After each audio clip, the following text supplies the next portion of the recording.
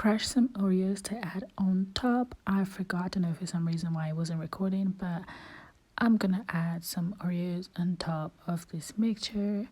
And like I said, you can use as much Oreos as you want. I love Oreos, so I'm gonna go in with the Oreos.